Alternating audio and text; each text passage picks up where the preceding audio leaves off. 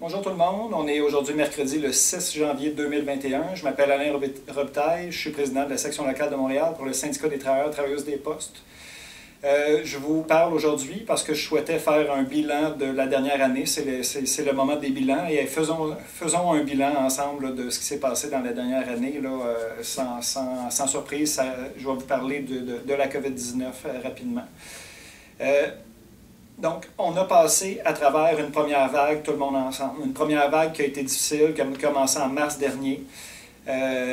Et on a réussi, socialement et aussi au sein de la Société canadienne des postes, de passer à travers cette vague-là et de tourner la page sur ça.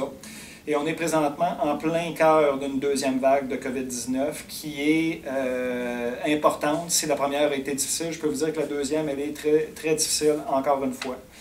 On a, juste pour faire un petit bilan, première vague, je vous disais que ça commençait en mars, on s'est rendu jusqu'en le 20 juillet. Le 20 juillet, on avait 26 cas de COVID-19. Il y a eu une accalmie, une vraie accalmie, une fin de vague pendant plusieurs semaines. On a repris ça par la suite, malheureusement pour une deuxième vague, et on est rendu, à l'heure où on se parle, à 138 cas. Donc, la première période a duré 4 mois, 26 cas. La deuxième période, qui n'est pas terminée, donc la deuxième vague, a duré 5 mois jusqu'à date, et on est rendu à 112 cas en 5 mois. Vous pouvez voir un petit peu l'évolution de tout ça. On reçoit, c'est pas rare qu'on reçoive 5, 6 appels, même jusqu'à 10 appels de COVID-19. On est toujours avec vous sur ces appels-là. On est avec l'employeur à essayer de trouver les meilleures façons là, de protéger la santé et la sécurité des gens. Toujours impliqué, même si c'est exigeant pour tout le monde, on est encore là avec vous. Donc, on sait qu'il y a une situation qui est sans dire alarmante parce qu'on est quand même le reflet de ce que la société est. Il y a plus de cas dans la société québécoise, à travers le monde aussi. Il y a plus de cas dans la Société canadienne des postes aussi. C'est pas étonnant de tout ça. Par contre, c'est quand même inquiétant. Je dois vous dire aussi qu'on a un travailleur aussi qui présentement lutte pour sa vie à l'hôpital. Aux dernières nouvelles, les médecins se demandaient s'il allait l'intuber et le mettre en coma artificiel. Je vous demanderai s'il vous plaît de ne pas dire son nom, de ne pas écrire son nom pour ceux qui le savent en bas dans les commentaires, par respect pour la famille. On va être avec lui en pensée, mais j'aimerais ça qu'on ne dise pas son nom dans les commentaires pour ceux qui le connaissent. Donc, ça m'amène à dire, il y a des gens qui ont des santé à risque. Il y a des gens qui ont des santé à risque qui ont réintégré le travail, et c'est correct. Il n'y a rien qui vous empêche de revoir votre médecin si vous avez une santé à risque. Il y en a qui ont réussi à se prévaloir d'un congé payé à 100% de leur salaire là, dans la première vague. Évidemment, il faut avoir une condition de santé qui est importante là, pour pouvoir se prémunir de ça. Il n'est pas trop tard pour revoir votre médecin. Ça ici, c'est un formulaire que vous allez pouvoir demander à votre supervision. Sinon, rentrez en contact avec nous, on va vous le remettre. Congé pour personnes à risque élevé. C'est un formulaire à remplir par son médecin. Il y a grosso modo 2 questions importantes à remplir. Le médecin doit se poser comme question, doit remplir comme question, est-ce que vous avez une santé qui est précaire? La réponse risque d'être oui si c'est le cas.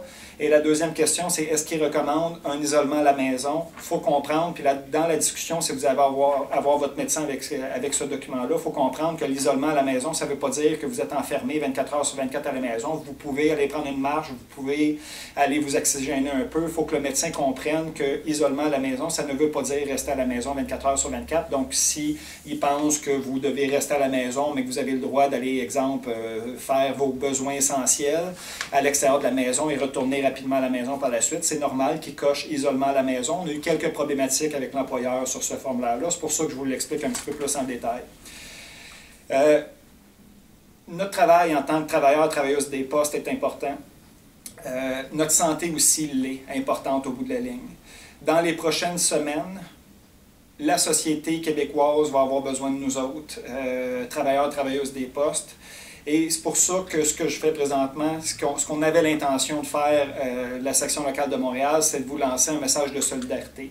Un message de solidarité pour 2021, pour vous, pour vos collègues de travail, pour la santé aussi de vos familles, de prendre ça au sérieux parce qu'elle est sérieuse, la situation. C'est pas pour rien que je vous ai parlé de notre collègue qui se bat pour sa vie présentement, puis on lui souhaite le meilleur rétablissement possible. On continue à se tenir à jour sur sa situation.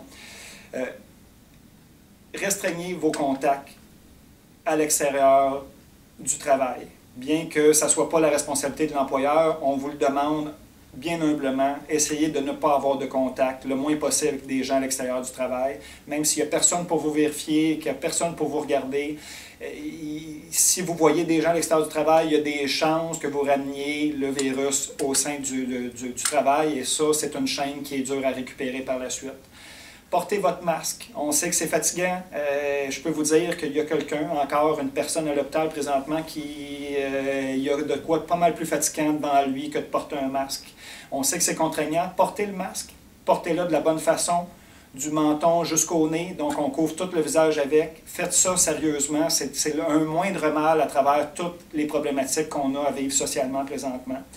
Respecter le 2 mètres de distance, c'est un autre rempart avec le masque qui nous donne la meilleure assurance que les gens qui vont rester sur le plancher de travail puissent le faire de façon sécuritaire le plus possible. Et ça a démontré une maudite bonne efficacité, tout ça. Dites immédiatement à l'employeur si vous avez des symptômes. Dites immédiatement à l'employeur si vous avez passé un test. Si vous êtes un employé régulier à Poste Canada, vous allez avoir droit, puis discutez-en avec votre employeur, mais normalement, les gens peuvent se prévaloir d'un congé de quarantaine qui est payé à 100 %.